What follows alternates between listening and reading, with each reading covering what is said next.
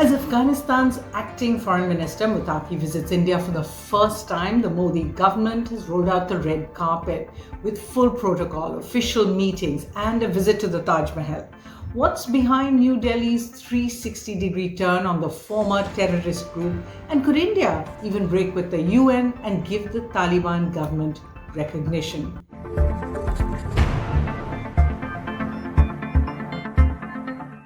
Hello and welcome to Worldview at The Hindu.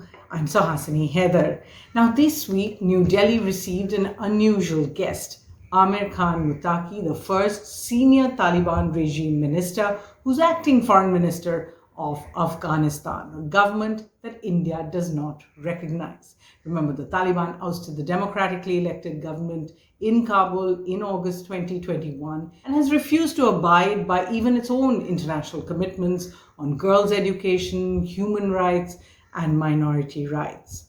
Even so, the 8-day visit to India includes a number of things, including full protocol, being hosted by the Indian government at a luxury hotel in Delhi, being received and hosted by External Affairs Minister S. Jaishankar at the official venue, Hyderabad House, a visit to the Darul Uloom Seminary in Deoband for the Taliban foreign minister and his delegation, and that is, of course, the ideological roots of the Taliban lie there, a sightseeing tour to Agra to see the Taj Mahal, interaction with media, with businessmen, and the Afghanistan embassy in Delhi, remember, which still flies the old flag of the Republic, not the Taliban's black and white flag. After their meeting, here's what the two leaders said. Closer cooperation between us contributes to your national development as well as regional stability and resilience. To enhance that, I am pleased to announce today the upgrading of India's technical mission in Kabul to the status of Embassy of India. 4 साल से हिंदुस्तान और अफगानिस्तान के ताल्लुकात रोज़ बरोज़ आस्ता आस्ता बढ़ता है, तो ये हमारा पहला सफ़र है हिंदुस्तान को, और आज ये फैसला हुआ कि हिंदुस्तान भी काबुल में अपना जो तकनीकी मिशन है वो डिप्लोमेटिक मिशन को बढ़ाता है, और दिल्ली में भी हमारा डिप्लोमेट आता है, तो ये ऐसा आस्ता आस्ता चलना फिर वो नॉर्मल तक पहुंचना ये हदफ है. The decision to set up a full embassy is a major one. It isn't yet recognition of the Taliban government in Afghanistan. And India also announced a number of measures to assist Afghanistan, 6 new development projects, humanitarian aid and medical aid for hospitals, stepping up cooperation on issues like irrigation, sports, and increasing the number of visas for students, medical patients, and Afghan businessmen. Now, a quick word on just who Maulvi Amir Khan Muttaqi is.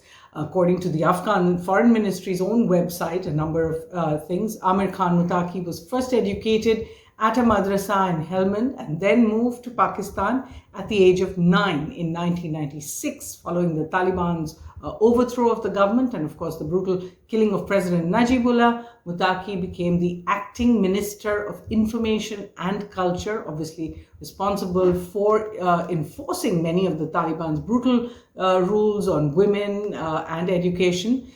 He was also the official spokesperson for the Islamic Emirate. He was in the government in 1999 when IC-814, the Air India flight, the Indian Airlines flight, was hijacked and taken to Kandahar, and then the Taliban facilitated the handover of Jaish-e-Mohammed chief Masood Azhar and other terrorists who had been freed by India in order to release the hostages, and they gave them to the Pakistani officials. Muttaqi has been on the UN Security Council's terror listing since January 2001, so before the 9/11 attacks. He remained with the Taliban after 2001 when US forces defeated them, serving in different high positions as the group carried out hundreds of terror attacks, including several targeting Indian missions and projects, until 2021 when the US retreated. Muttaqi was also part of the Taliban's negotiating team. So what's on his agenda for the visit to Delhi? The first, normalization, if not recognition, of the Taliban government as the de facto power in Afghanistan. So simply by being here, he does that. The second, increasing trade from India, particularly as Pakistan has cut transit routes and the US has imposed sanctions on Chabahar port that India developed as a narrative. And these are on the discussions. The visas for Afghan businessmen, traders, students, and medical patients, wanting more of those, wanting more people-to-people ties between the two sides, more humanitarian aid. Remember, India has thus far provided tons of foods and tents for victims of last month's earthquake and regularly supports medical and humanitarian assistance projects in the country.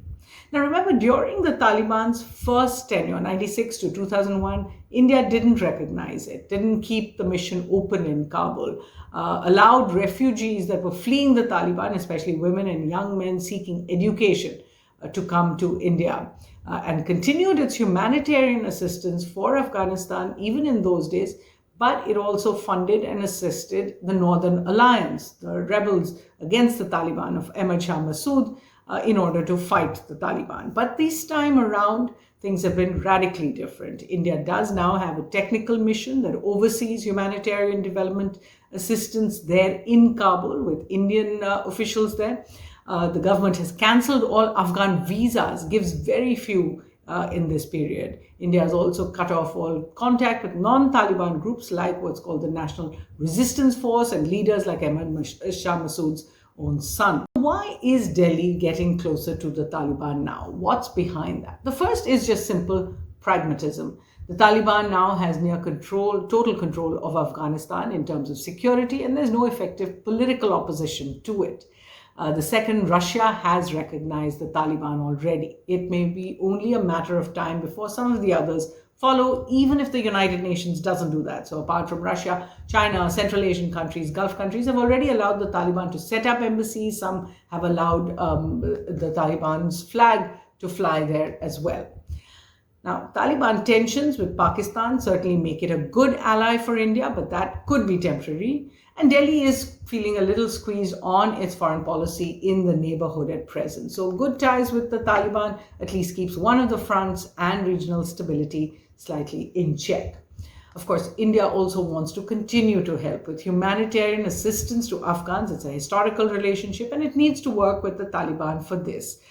India had put about $3 billion in assistance and projects to Afghanistan between 2001 and 2021. And this is also one way of securing all of that investment in the country. Where's the problem then? How could this visit by Muttaqi possibly damage India's foreign policy as well? So I'll give you some of that.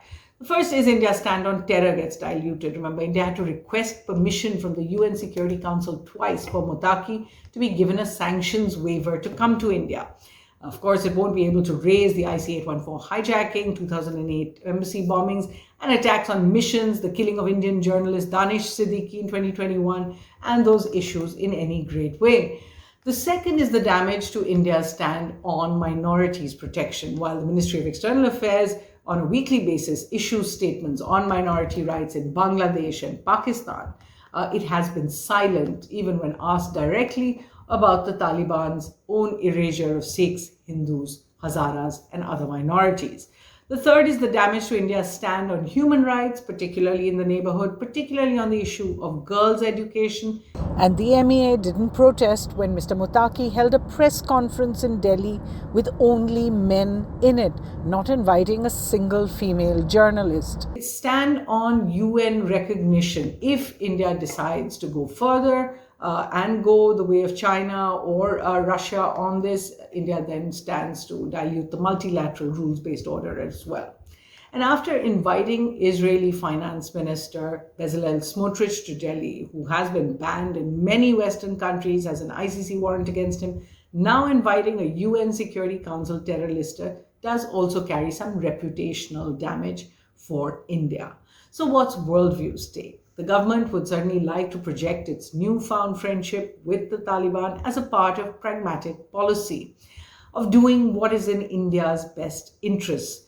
But India is not just a transactional power. It is one that has benefited from its prestige as a moral power on the international stage as well. While engaging the Taliban is a necessity for a neighbor, fating and hosting them as honored guests is not. And the government must remember that it has no ideological meeting point with a regime that is so willfully dismissive of international norms and so cruelly crushes the dreams of its entire female population.